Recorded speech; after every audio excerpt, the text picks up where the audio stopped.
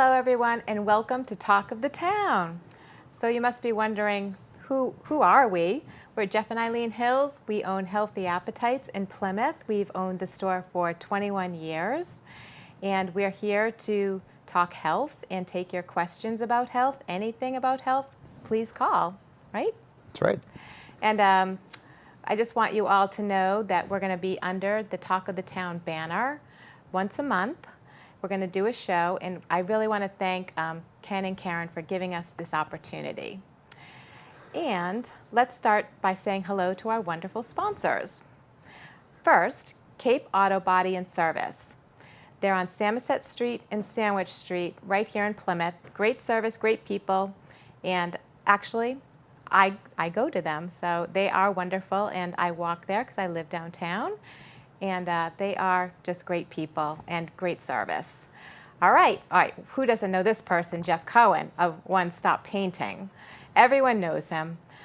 He papers, he paints, he cleans gutters, he stains decks. He actually painted our house and did a great job, his team, so thank you, Jeff. And he's also looking for a painter, so look him up on Facebook. All right, next, we know this person too. Brewster PC Solutions. Wrestling Brewster and Belinda, both. We've seen them at the store. And actually, we need a PC fix, so we will have to call him. He travels to fix all your computers, printers, and phones. Electronics are his specialty. Thank goodness, because PCs are so tough with that Windows. All right, next. Quintel's Farmers Market at 1 Scobie Circle in Plymouth. You know, the industrial park off of Cherry Street, that's where they are. And it's great prices, great fresh produce, and yummy fresh foods. They're open 9 to 5, Saturday and Sunday, indoors, rain or shine. So that's that. And so let me get back to what we do. We've had Healthy Appetites for, what I said, 21 years. I can't believe it's been 21 years. It's been a long time. We put our house up against a loan 21 years ago and prayed, and here we are. So here we are, me and Jeff. Here we are. After 21 years. After 21 years. They said it would never last. They did say it would never last. We are at 44 Long Pond Road in Plymouth. And we're open 9 to 6, Monday through Friday, 10 to 5 on Saturday, closed on Sunday. Closed on Sunday, day of rest. So today, we're going to talk about, just the basics. We had a radio show called All Things Food and Health for 5 years. It was on ATD. And we would always take health calls. And also we had a show before that. We would do mornings with Rob and Lisa on ATD, a 5-minute segment. And before that, we had a half-hour show just talking about health, and we were too afraid to take calls at that time because we had just started out, so we just talked to each other. So tonight might be we just talk to each other, or please join and call us, right? I'm guessing it's going to be a throwback show. It's going to be From me and you. From the beginning. Until we get a following for this segment. Yeah. But we're going to be doing it once a month. We will be. And I will also post this up on our Facebook page under Healthy Appetites. We're also on Twitter and Instagram at Plymouth Healthy. So follow us. You can even email me. I do all the social media, so you're just talking to me. That's right. You're never talking to me because I don't have anything to do with social media. I always say that to people. You're not talking to Jeff. You're just talking to me because he's not on it. So, all right. So what are we doing today?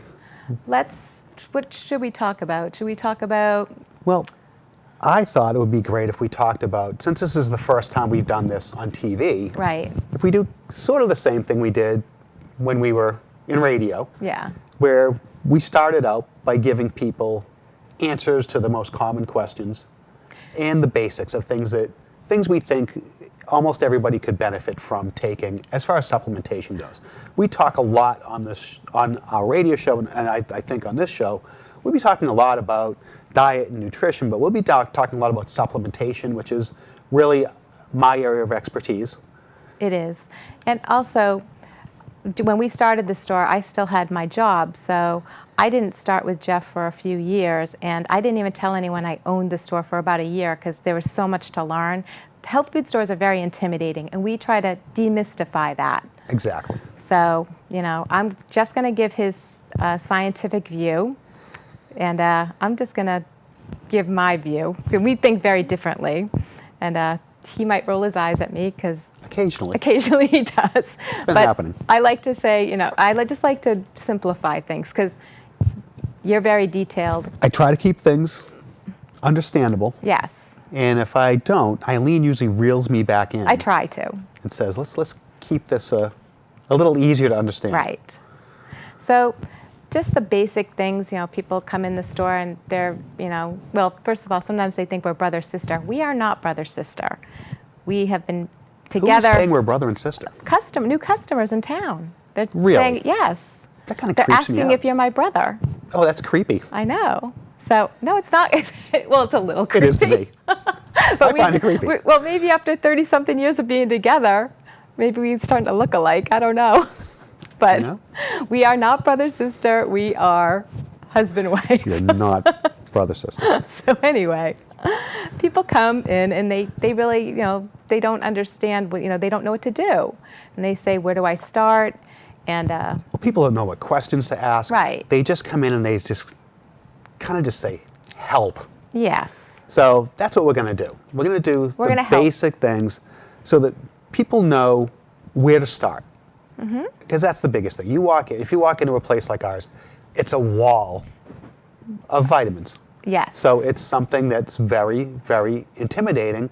You can't figure out where things are, how are things ordered, what vitamins are where, what things should I be taking, why should I be taking these? Right. So I think this is a good place for us to start as far as this whole new adventure in TV. Yeah. Kind of the same way we did in radio. And we'll let people know these are the things that we want you to know, or things that we think you should take. Yeah. You might have different opinions. The You only can always difference call then- and give us different opinions if you'd like. Please call. But yeah, the only difference is I always had my legs up on the chair and I was wearing true. pajamas a lot.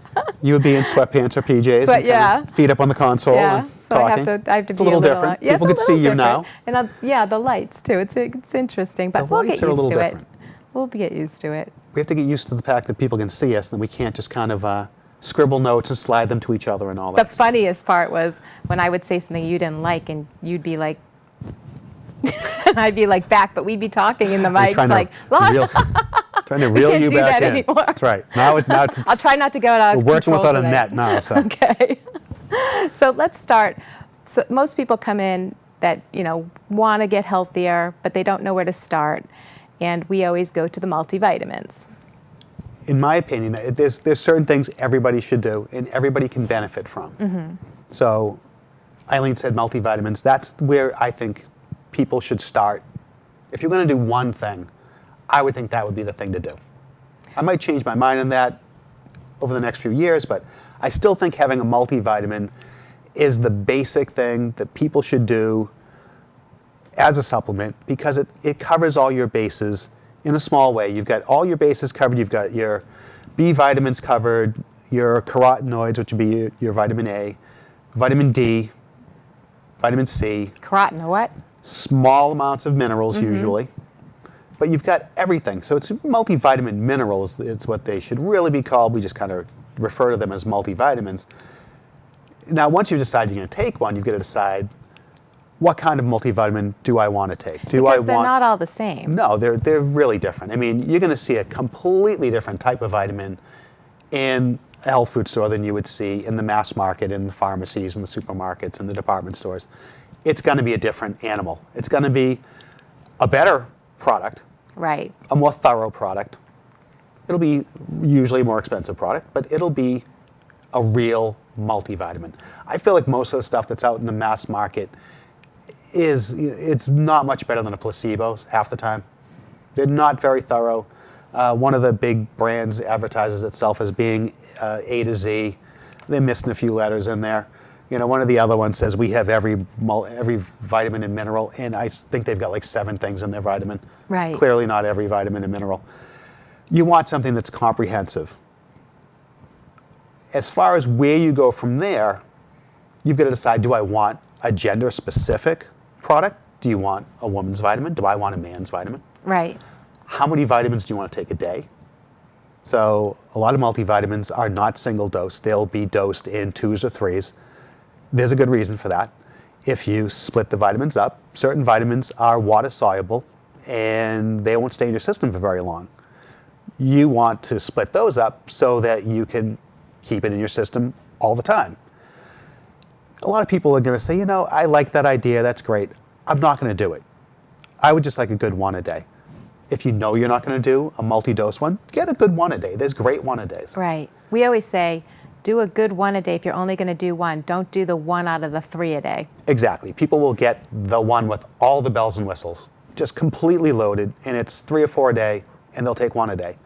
I'd rather see you take a supplement that's designed to be done one a day than take a quarter of a 4 a day or a third of a 3 a day multivitamin. I just think it's better. So once you decide how many multivitamins you'll take a day, you have to also then decide, do you want a whole food, right? That's a whole different consideration. If you're one of those people who says, I take a multivitamin, but then it upsets my stomach, I don't feel well after my multi, and that's very common with mass market multivitamins. And it's really common with a really loaded one a day that, you know, some of the types that we sell. And if you're one of those people, maybe that's not the type of vitamin for you. You should probably get a whole food vitamin. You mentioned the whole food vitamins. Now, is that because of the Bs? Some vitamin C's, the C and the B's can upset people's stomach. Okay. You know, C, if you're using an old school vitamin C, it will be acidic. That can bother some people. Right. Large amounts of some of the B vitamins can bother you. Just the combination of just a lot of things at once can bother some people. There's ways to manage all of that. If you do a good whole food multi, it shouldn't bother your stomach. No. Very rarely have we had anyone come in and say, you know, even the whole food multis bothered my stomach. Right, right. And I have celiac disease, and I do whole food, and it doesn't bother me. But a regular vitamin can. The B part. You know, I more often than not do a whole food multivitamin so that I can do it on an empty stomach. on an empty stomach Yeah. first thing in the morning. I'm not a breakfast person, so I get up, I take my stuff. I try to get first you to thing. eat breakfast, but I know. no, It's just not in my. It's not not your one of thing. my habits. right. There's more to consider. Do you want a gender-specific one? You know, you might. I think that's better if you're going to get one of the multi-dose ones. There's not a lot of room in a one a day to tailor it to gender, age, things like that. Most companies will do that. Right. And a lot of companies do a pretty good job. But it's easy to really load up something like that if you're going to do it in a vitamin where you've got 3 or 4 tablets to work with. That's another consideration. Pill size. That's a big consideration. The most common adverse event associated with supplementation is I choked on the pill. Right. That's it. That's the big one. So, you know, I've seen in the press, there's been this many adverse, you know, events with vitamins and minerals and supplements. And I think the number's around 70% of the adverse events are people who choked on the pill. So it's not, it's a very safe Oh, so way it to didn't go. hurt them internally. No, they just choked. they couldn't get it down. Okay. So if that's you, don't get the big Can ones. I give a tip to get it down if you're having problems with your pills? Of course. Just do warm water, and it will go right down. So if you do cold, it kind of tightens this up, and you can't get it down, and maybe that's why some people choke. It's true. Yep. So warm water with whatever pill you're doing. But if you're not good with big pills, Do a capsule. by all means, do a capsule. Or do a liquid. Do a chewable or do a liquid. Yeah. Now or we do have a powder. gummies. Yeah, there's great gummies now. Yeah, our gummies are pretty loaded with good stuff now. Now, once again, not necessarily true in the mainstream. There's still a lot of Yeah. Splendor and aspartame and things like that in multivitamins. You know, I'd like to see that completely out of supplementation, but it's still there in vitamins that are chewable or liquid. And, you know, obviously if you're putting that sort of stuff in there, you're not putting a lot of work into your vitamin, and you don't have people's health Right. in mind. If you're going to put Splendor and aspartame in your multivitamin, you're not really trying to make people healthier. Mm-hmm. So cleaner is always better. We find, you know, when people come in with migraines, and sometimes we just ask what they're eating, and we find out they have aspartame in their diet in one way or another, and we'd say, just go off of that. Leave the store and just go off of that, and they come back and thank us and say that that worked. And it's true. It's something that, I mean, it really shouldn't be in our food. It is in our food. You know, you can't put the genie back in the bottle. No. Generally, when a company has got this many products out there with that substance in there, but really, I mean, stay away from it. It's terrible stuff. Terrible. You know, Splenda, a little better, but still pretty bad. The big knock on Splenda is it'll wipe out your intestinal flora. So that's not something that's what keeps you healthy. Not desirable. Your intestinal flora. And we're going to get to that. All right. All right. I'm going to answer one of the most commonly asked questions about multivitamins. Go ahead. And you know you've heard this. We hear it at least once a week, probably 5 times a week. Why can't I get a multivitamin that has all the calcium I need in it? And the reason is pretty simple. If you look at the multivitamins, generally pretty big size, good size pill. Mm-hmm. That's got everything except for the calcium and the magnesium in there in quantity. There might be 20, maybe 50 milligrams if you're lucky of calcium, maybe 20, that's maybe nothing. 10 of magnesium in there. Right. The reason is simple. It doesn't fit. If you look at a standalone magnesium, calcium, or some sort of bone building product, you'll see that those are also large pills, and they're usually anywhere from 2 to 6 pills. You just can't fit all of that in a multivitamin. It just doesn't work. You know, they take up physical space. It's just impossible to do. So if you see that in your multi, you're not really getting your calcium. No. You shouldn't see it in your multi, right? Unless you're taking a really good size, it's going to be a big tablet. Like this big. You know, 3 or 4 a day Right. multivitamin. You're not going to get a significant amount of calcium or magnesium because they don't fit. The other thing that people want to know is, why can't I get one with my omega-3s built into it? And you can. Once again, it won't be anywhere near enough. It'll Right. be a small amount of omega-3s. And typically, any of the multivitamins that are configured to contain omega-3 are a poor example of a multivitamin and a poor example of an omega-3 supplement. In other words, they skimp on both to fit them both together, and you're not getting enough of either. Right. Skip those. They're not a good idea. All right. Speaking skipped. of the omega-3s, that would be the second thing that we think everybody should take. That's I think fish oil. typically fish oil. Of course, if you're allergic to fish, don't take fish oil. Take something else. We'll give you flax. alternatives. But fish oil is kind of my go-to omega-3. There's some other things that are great too. There's different variations. This cod liver oil is essentially fish oil. Mm-hmm. It's configured vitamin a little D, bit different. right? It's got some vitamin D. natural occurring vitamin A in there, a little bit of vitamin D. It's going to be more skewed towards one omega-3 fatty acid than another. Mm-hmm. But they're great. You know, all of our moms were on the right track when they were trying to get cod liver oil into us back in the day. Yeah. They probably shouldn't have been getting the one in a clear glass bottle sitting under fluorescent lighting at That's the fish what I counter. remember. That's the one I got. It tasted bad for a I reason. still smell it. It's disgusting. I'm going to say typically, unless you are good with the liquids are actually very clean now. They're actually pretty tasty. They're not bad at all. They're not bad. They're not fishy. They taste like lemon. They've made them taste like strawberry. And we also have ones that taste like lemon meringue pie. Yeah, there's swirl ones. They call them swirls. Yeah. They're See, I'm shaking They're it. emulsified, and they're great because they taste more like pudding. They're like a high omega-3 pudding almost, and that's a great way to get omega-3s if you're really fish phobic or for children. That's kind of the go-to thing for kids, because kids will actually ask their parents for those because they taste they're so good. tasty. But why should you do omega-3? Good question. Thank Great you. anti-inflammatory. Yeah. Very important for heart health. Mm-hmm. Very important for brain health. Very important for eye health. You know, you get plenty of omega-6 oils in your diet. A lot of vegetable oils are omega-6 oils, or primarily omega-6 oils. A lot of the fat that's in your meat is going to be omega-6 oils. Omega-3 oils offset the inflammatory effect of omega-6 oils. So you need to have the omega-3s to keep your inflammation down. So you'll see a lot of people use omega-3s for things like arthritis and pain, and it's very helpful. Especially, we find a lot of people who have inflammation in small joints, fingers, hands, feet. The omega-3 really helps. They tend to respond pretty well to the omega-3 supplementation. I do a pill. I think it's easier to do a pill. For me, I know I'm not good at reaching into the fridge and grabbing things. Right. I have kind of an area on the counter that has all my stuff, and I go there. Right. I do the pills. I think that the liquids are actually a better way to go and a more economical way to go.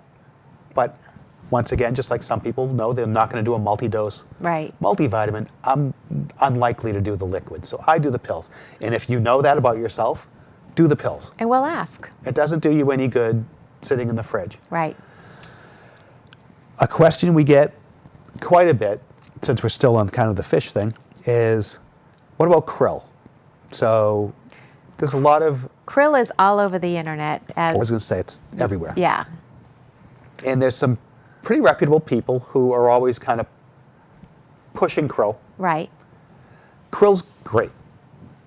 Krill is a great source of omega-3s. I do a fish for a good reason. I think that even if you buy into some of the studies that say that krill is substantially easier to absorb than fish, the problem with krill is they don't generally give you a big enough pill. So you usually have got a very small pill with a very small amount of omega-3s in it. Fish oil tends to have, often 10 times the amount as a supplement of krill would have. It might be absorbed better, but I just still feel like you don't get enough. I think if you want to do a krill oil that's combined with fish oil. Mm-hmm. I think that's a great way to go. Then you're getting kind of the best of both worlds. Krill oil is slightly better absorbed because it's a phosphomega, which means it is an omega-3, just like the other omega-3s, mm-hmm. but it's attached to something called a phospholipid, which makes your cells really dying to pick it up and suck it in. Oh, so it does make it absorbable. Okay. It's very expensive. It's more expensive by quite a bit than regular fish oil is. There's not as much in the pill as there is in fish oil. That's the downside. I don't think there's anything wrong with krill. I just feel like fish is a better value. If you are allergic to fish, you can do the plant omega-3s. So you've got plant omega-3s like hemp or flax or chia. They're all really good. They all have slightly different benefits to each of the different plant ones that are commonly used. They're more or less interchangeable. I'm not gonna come out hard for one of the three: the chia, the flax, or the hemp. I just think, well, being a 53-year-old woman, flax balances your hormones really nice. So if you need your hormones balanced, that might be the way to go.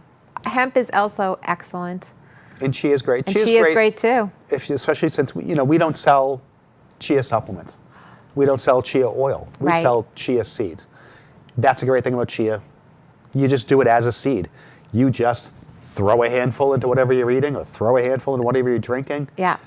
And that's how you do your krill. And it's got, your chia. You've got krill, a good amount of fiber in there, Yeah. protein, and then you've got the omega-3 fatty acids in there. Okay. Flax does have a particular type of fiber called lignin that's really beneficial for hormonal health for women and prostate health for men. So it's a great way to go. The downside to it is it doesn't convert to the omega-3 fatty acids that we really need. So we want So you really want to something do called fish? Well, EPA and DHA are the omega-3 fatty acids you get in fish. And DHA is great for brain health, eye health, memory, ADD, and then you've got EPA, which is great for inflammation and heart health. And they both do it. There's a lot of crossover in what both of those do. There's none of that in the plant oils. Your body will convert something called ALA that is in the plant oils into the EPA and maybe a little bit of it into the DHA. Yeah. But you don't get as much of that body-ready omega-3s in the plant oils as you do in the fish. You get far, far more in the fish oils. Why would you buy a 3-6-9 fish oil over just a 3? Because you get a lot of 6 in your diet.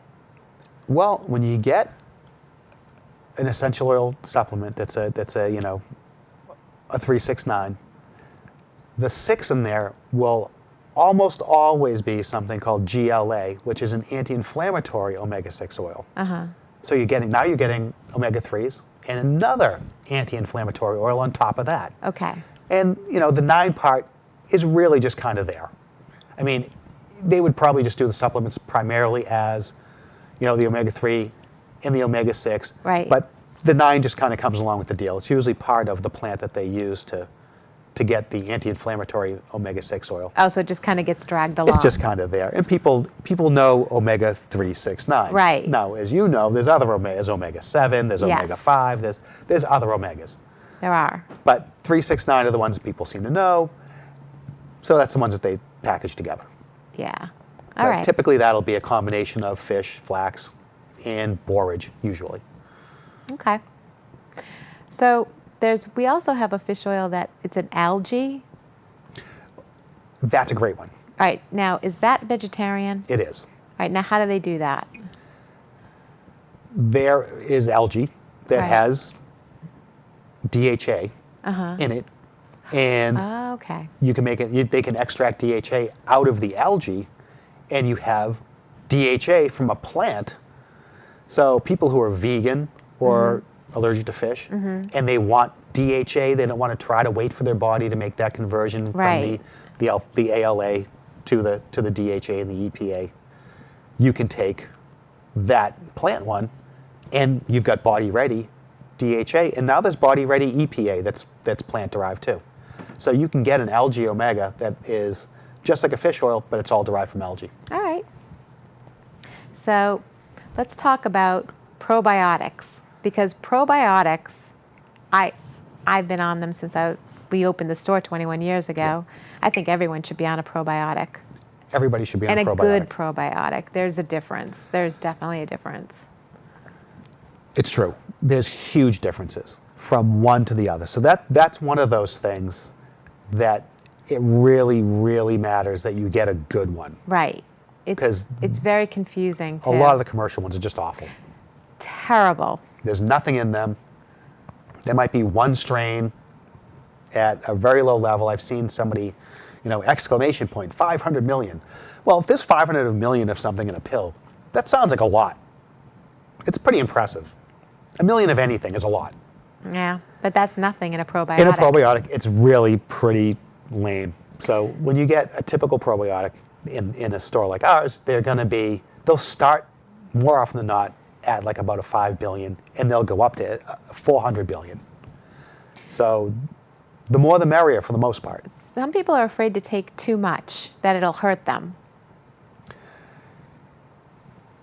As far as the number of bacteria in your intestines, Right. if you take the cells, each individual cell, each Yeah. individual bacteria, Yeah. and then you take all the cells in your body, they outnumber you inside of you by 30 to 1. So you have way more of their genetic material in you than you have of your own genetic material. So it's safe. You have trillions and trillions of bacteria in your intestines. So when you throw in something that sounds ridiculously large, like 10 billion or 15 billion bacteria, it's a drop in the bucket.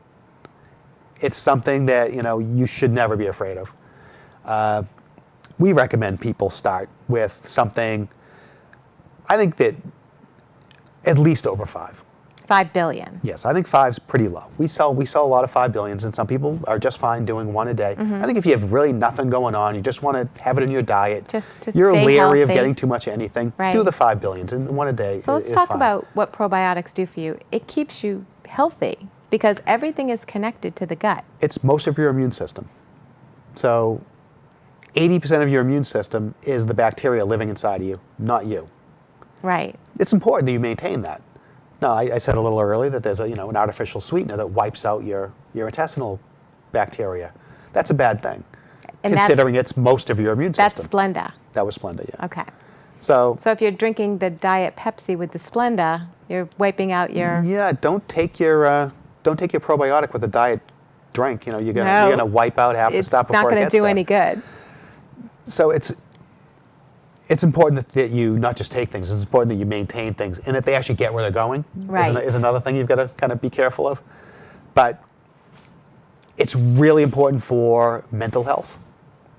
Right, because the gut is connected to the It brain. really is, and we didn't think that it was as connected as it is until recently. Right. You know, there's been a number of books that have come out talking about the connection between your gut flora and your mental health.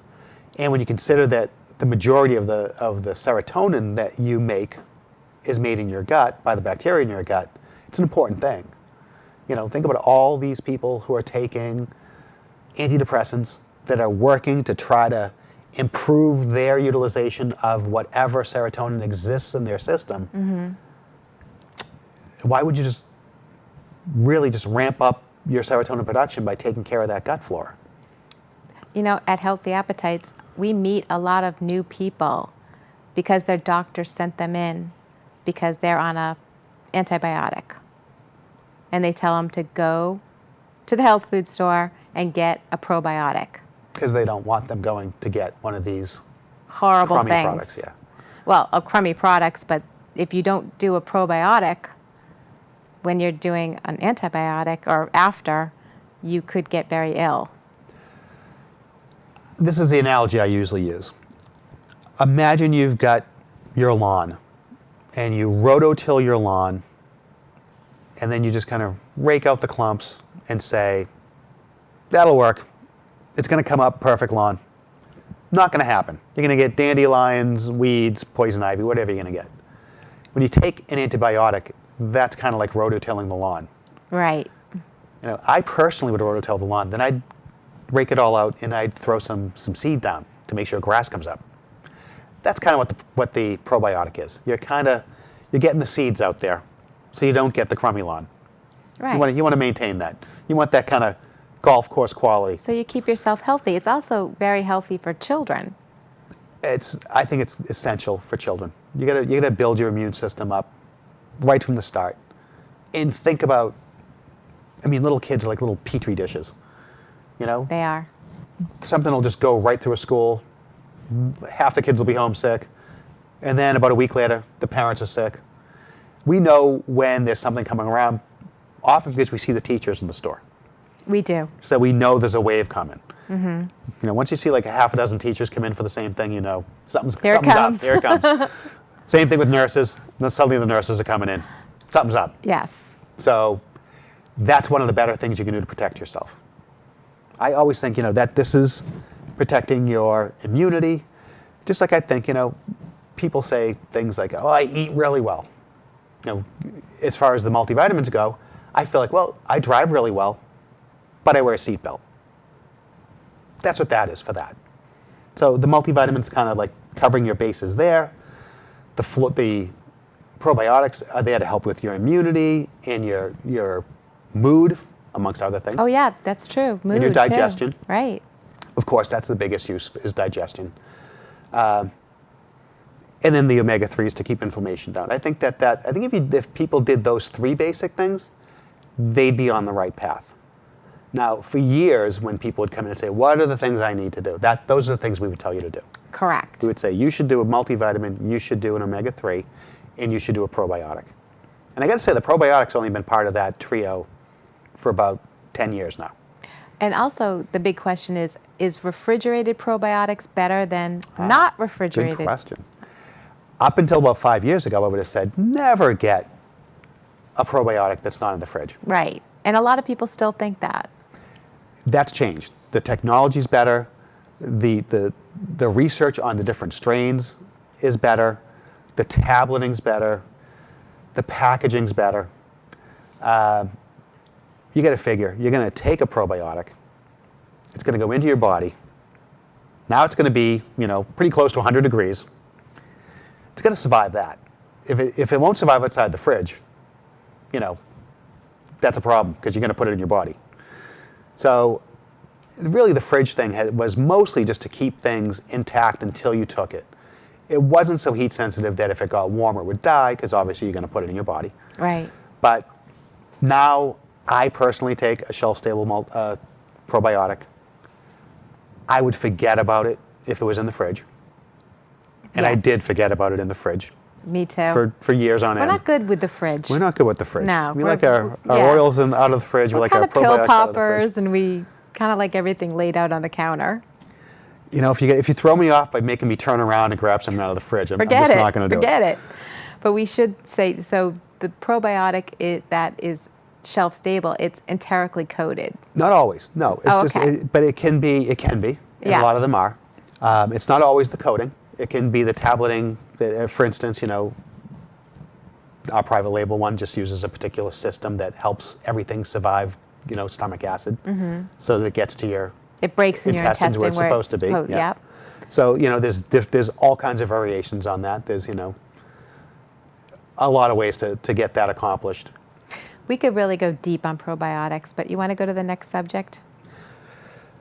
Well, now we're getting out of the things that we think everybody should do. Well, what about vitamin D? I'm kind of still thinking everyone should do that. Yeah. So we're kind of in the, we think everyone should we may be expanding these 3 things everyone should do to maybe 5 or 6 things everyone Okay. should do.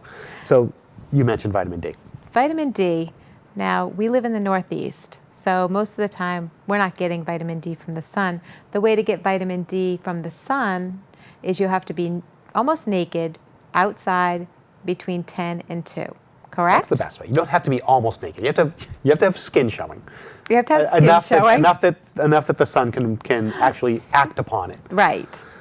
And we only get the good sun in the Northeast from Something like May. mid-May-ish to like mid-September. right. Other than that, Very hard to make vitamin D. very hard. Now, I used to say you didn't make any. I'm starting to wonder how true that is, because I'm, you know, looking at some of the studies that this information is based on. I got to figure we make a little other times of the year. It's not easy. You got to be in the right situation to do it, but it's not significant. It's not enough to get you through the day. Right. So you really, outside of that time period, if it's, you know, a little before Memorial Day, a little after Labor Day, you know, if you're not right in the summer, it's going to be very difficult for you to get vitamin D naturally. So a supplement would be the way to go. Now, I take 5,000 IUs a day of vitamin D3. What do you take? I've been taking 10,000 lately. 10,000. But I usually take 5. Okay. So a lot of people are afraid to take over 2,000. We used to sell it in 400. 400 was the only increment that it was sold in. Right. Period. For years. Yeah. One company made 1,000 IU of vitamin D. And that was thought of as really high. And it was like, oh, that's a dangerous amount. I think I read something that like 50,000 IUs would be like a lethal dose. Now that's the level that physicians dispense to people on a regular basis. Right. So they're handing out a 50,000 IU. Now, when you ask them, what should I do, you know, at home, I want to continue with my vitamin D, what should I take? They tell you 1,000. Why? I have no idea. It's crazy. It's never going to get you where you need to be. No. You know, clinically, if you want to get your levels up, you've got to be around somewhere between 7,000 and 8,000. That's clinically. That's clinical. So if you're getting a little bit in your food, maybe a little bit from the sun, you still might have to take what you just said, 5,000. It's very safe. There was a study in the Mayo Clinic, over 30,000 people. All different levels of vitamin D supplementation. It wasn't something where it was, you know, we're going to put everybody on this particular amount of vitamin D and see what happens. It was, how much vitamin D are you doing? How long have you been doing it? How often do you do it? All this big kind of long questionnaire for everybody. One of the people in the study was doing a 50,000, the one that's the pharmaceutical, Right. a 50,000 IU vitamin D, and they were doing it every day. They misunderstood the instructions. They were taking 50,000 units a day. Now, there's all this theoretical things that are going to happen to you if you take too much vitamin D. What happened to them? Nothing. Not a thing. So none of the stuff that was theorized came out to be true. Now, let's talk about the difference between the pharmaceutical D and the one that you would get in a health food store, because there's a big difference. It's a very basic and kind of sneaky difference. Yes. They give you vitamin D2. which which is doesn't absorb as well. Nowhere near as well, no. Well, obviously, if the guy was doing 50,000, maybe it just didn't absorb. Well, you know, I notice that physicians are very careful to recommend D3, but then they dispense D2. Yes. It's a less expensive raw material. Okay. I imagine it's easier to get into a tablet than D3 is. there's probably other reasons, but that's not the one that you want. So Right.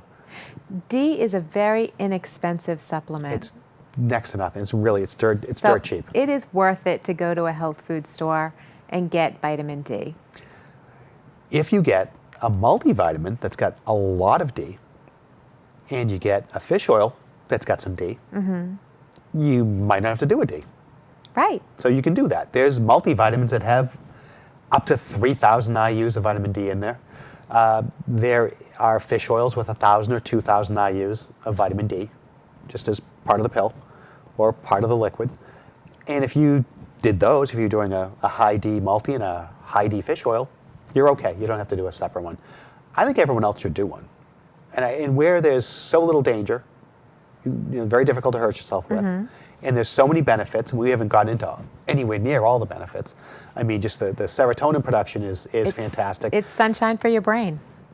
I mean, obviously the thing that people take vitamin D for more often than not is for bone health.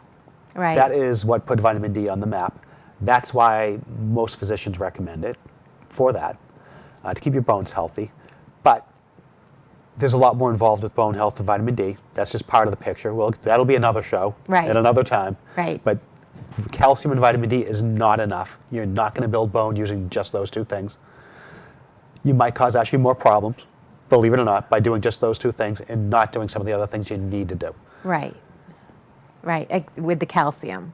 With the Well, calcium. that's why calcium got a bad rap. Yeah, I'm not talking about vitamin D, the calcium. No, we're talking about the calcium.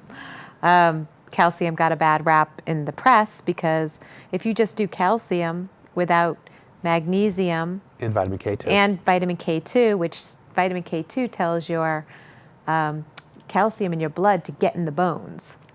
It literally makes you make two chemicals, one of which says, do not store any of this calcium in the veins. Which you do not want in the veins. Another substance that says, let's get into the bones. Right. So vital for bone health. And that's just part of the picture. Once again, that's like a whole show. So that's a whole show. We could be here. That's the tip of the iceberg. We could be here till 10 talking about that. Yeah, we only have 15 minutes left. I'm kind of shocked. Me too. We can talk forever. Apparently about this sort of thing.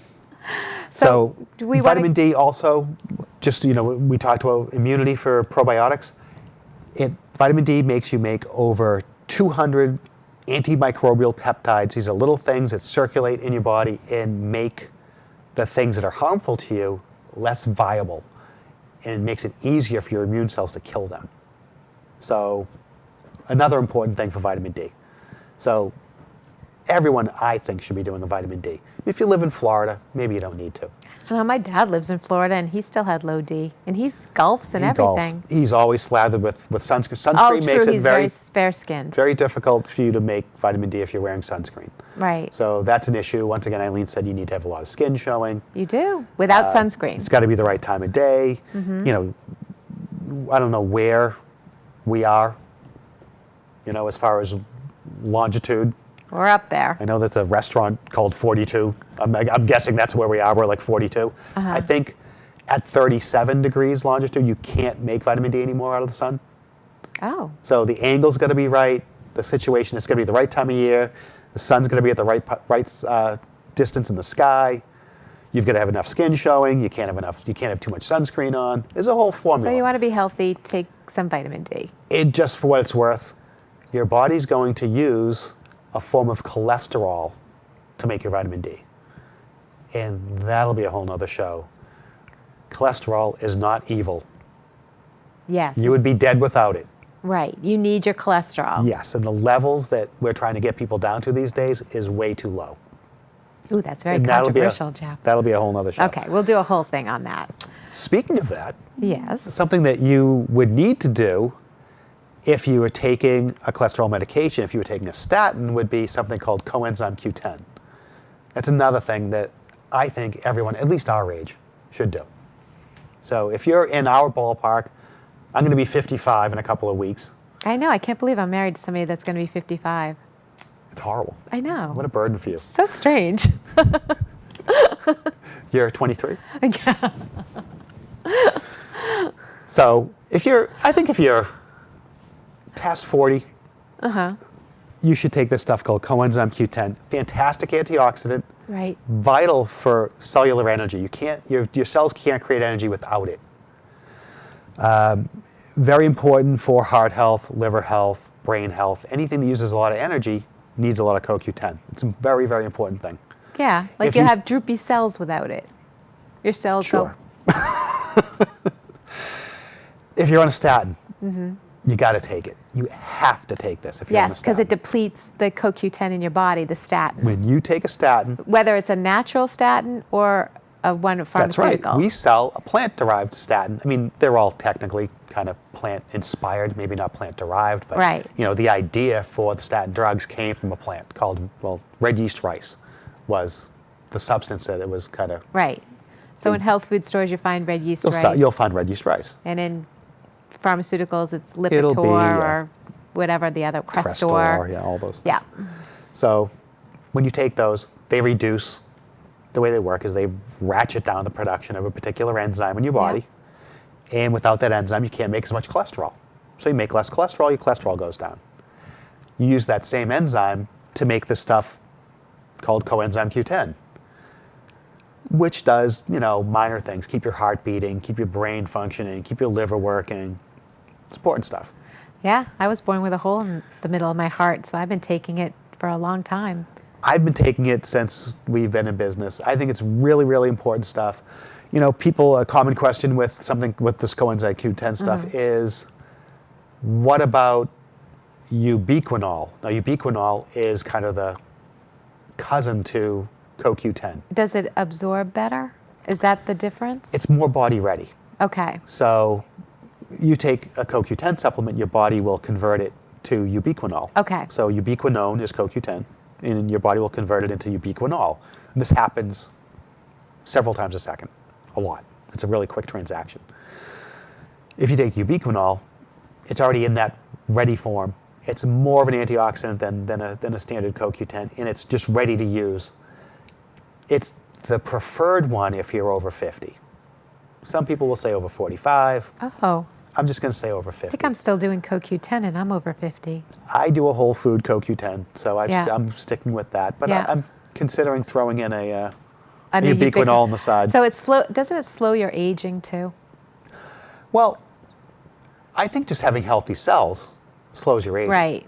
So I'm not going to come out as that's a big anti-aging thing. Yeah. But I mean, you've got to protect your cells. Right. I mean, when your cells kind of decide to do things they shouldn't do, there's trouble in your body. Absolutely. So keeping those healthy, keeping the energy levels where they should be I think is really, really important. So I think it's something that most people, I'm going to guess most people watching the show anyway, Yeah. are going to be in the ballpark of our age. Yeah. And you should do a CoQ10, especially, once again, if you're on a statin. Statins aren't the only drugs that will deplete your coenzyme Q10. Some of the blood pressure meds do too. They do. And there's a number of other meds too. So if you're on medication, well, you know what? Everybody should probably just take CoQ10 after a certain age. I think so. Yeah. I really do. And I know I've heard, physicians say, well, there's not much research on that. Maybe not by them, Right. and maybe not in this country. Yes. Although there's plenty in this country too. Absolutely. But overseas, I mean, Japan, it's the most popular supplement on the market. CoQ10? Oh, by far. It was a prescription drug over there for heart health. All right.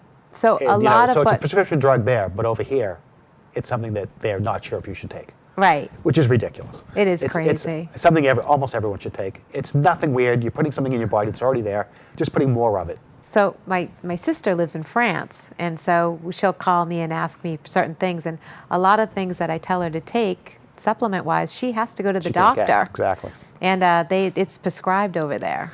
I can tell you that there's at least a dozen products that we sell that are literally the same exact product is a drug in Germany, Switzerland, Italy, Britain. And we get a lot of the supplements aren't regulated. There's what else do we hear? Yeah, supplements are it's not FDA approved. They are FDA approved and they are heavily regulated. Yes. That is Not something true. that anybody who says that they're not could look up on the internet in 5 seconds and find that it's true. That's something they're not regulated as drugs. Right. That's So they we're leave out not- that part. No, I always tell people, It's the FDA.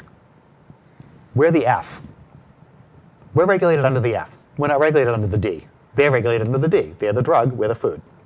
So supplements are considered food supplements, and they're regulated under the food part of the FDA, not the drug part of the FDA. Right. They are FDA approved, and they are heavily regulated. So that's a fallacy that drives me crazy. I know it does. They're very safe. I mean, I don't want to go off on a huge tangent on the safety of supplements, but they're very safe. This track record on supplementation is fantastic. No one's died due to a supplement for over a decade, and the supplements that have ever been an issue in the past have been tainted supplements. One of the funniest things is when you read an article about how horrible some supplements are, they'll go on and on. This bodybuilding supplement caused all these problems for these people, and they shouldn't be allowed on the market. What were they contaminated with? Pharmaceuticals. Right.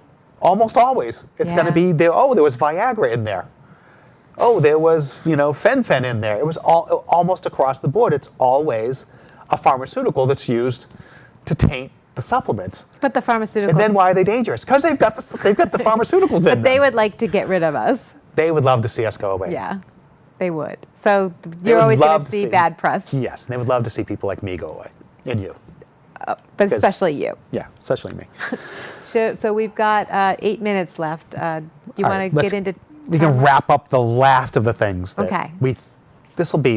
I'm expanding from Okay, 3 go things ahead. everyone should take to. I'll allow a it. 6th thing. I'll allow it. So one of the things that everybody's talking about is turmeric. Right. Turmeric / curcumin. Curcumin, yes. So turmeric is the plant. Curcumin is the active component derived from turmeric. So some companies will say, we're not turmeric, we're curcumin. No, yes, you are turmeric. Yes, you're turmeric. And others say we're turmeric and we are standardized for X amount of curcumin. Right. So it's semantics. Make sure, if you get a turmeric, that it says it's standardized for curcumin. Correct, because they're not Or you're all. wasting your money. Right. So sometimes we see very cheap turmeric come in the door, and we turn it over the bottle, and there's nothing in it. There's no active component. It's straight out of the spice rack. Right. It's spice rack stuff. Right. They take it right out of a jar in the spice rack and put it in a capsule and mail it to you for 10 times what it should cost. Right. So what's the difference? Well, if you get an unstandardized turmeric product, if you literally get turmeric, just turmeric ground up and put in a capsule, Yeah. it's going to be about 5% curcumin. Maybe. Could be 1%. You don't know. So if somebody goes to our spice rack and gets the organic turmeric, which we sell a lot of, that's 5% curcumin. Probably about that. Okay. Now, is that a good thing to do? Absolutely. If you are one of those people that eats curry every day and is willing to throw, some turmeric into your smoothie or onto your food or in your oatmeal or whatever you want to put it in, Yep. great. That's how we figured out how great turmeric was as a spice. We looked at the people in India and said, why do the people in India have 1/45 of the Alzheimer's that the people in America have? Why do they have so much less colon cancer? Why do they have so much less of this and that? We think of India as being, pretty much a third world country. We do. Well, why are they so much healthier than we are? Because they eat a lot of curry. They eat a lot of vegetables. They eat a lot of curry. They eat fish. They're doing a lot of the right things. So when you do a supplement, a curcumin / turmeric supplement, it's almost always going to be standardized to 95% curcumin. So you're getting a really potent product. It's not, it's kind of the exact opposite of the turmeric out of the spice rack. It's 95% active component as opposed to 5% active component. So, And that's really beneficial. I actually just came back from a seminar primarily about turmeric with one of the world's leading cancer researchers. Amazing information. But by the time I left that, I think everybody we know, I put on turmeric. I said, you've got to do a curcumin. all our relatives, turmeric. yeah. So everybody that is related to us with any health issues Yes. is doing a turmeric now. Well, I do it. I brought it to Dana-Farber with my mom, and they said absolutely yes. Yeah, your mom's dealing with. Yes, with, she's dealing with cancer. Exactly. So they were very pro-turmeric and the high curcumin. And it's It's great stuff. It's an does a lot of amazing things. antioxidant. This is the great thing. If your doctor says, oh, there's no research on turmeric, it's literally the most researched substance on the planet. Literally the most researched. There's over 9,000, coming up on 10,000 studies. By the time the year is done, there'll be over 10,000 studies on curcumin and turmeric for health. The next closest studied substance, I think, has 3,000 studies. Yeah, they just came out with turmeric for depression, pain, what Diabetes. else? Diabetes. Well, Alzheimer's. Alzheimer's, cancer preventative. It does a lot of things. We spent a lot of time with this researcher. Amazing. One of the world's leading researchers on colon cancer. By the time that he was done with his presentation, we had seen, the turmeric versus different chemotherapies, just blowing away the chemotherapies. Turmeric combined with chemotherapies, making the chemotherapy work better. Just turmeric by itself, showing the tumors going from this size to this size, from a walnut to a raisin. Really, really impressive. There were some other herbs they worked with too, but the turmeric work was just amazing. And, like you said, it's used for a number of things. Depression. I mean, who would have thought of that? Nobody. Turns out there's a very strong inflammatory component to depression. Right. You get rid of that inflammation, the depression goes away. Diabetes, same sort of thing. Get rid of that inflammation, things work better. The Alzheimer's thing was kind of the thing that put turmeric on the map. It did. If you remember right, that's when we really started selling turmeric. That's when we developed our whole turmeric section at the store. The research shows that, this is why the people in India have 1/45th of the Alzheimer's that we have. Because they eat curry all the time. Now, the researcher that we went to the seminar with was from India. Mm-hmm. He said, I assure you, we eat this all day. So if you don't do that, you have to do it as a supplement. So everyone should do turmeric. Absolutely. With, I think, high curcumin, or do the spice every day. Work it into your diet constantly, but do the supplements, just easier. Absolutely. Jeff, we did our first show. That's great. Well, thanks to Ken and Karen Buxo for letting us do this. It was a lot of fun. Yeah, and we talked for an hour. I'm kind of shocked. I wasn't sure if we could do it without a break. I didn't either, but here we are. We did it. So. Well, sounds like they're playing us out, If anyone has any questions, just come see us. I don't even know if they can hear us. I don't think they can. I think the music's running. Let's just sit here and talk. We have to take off our microphones.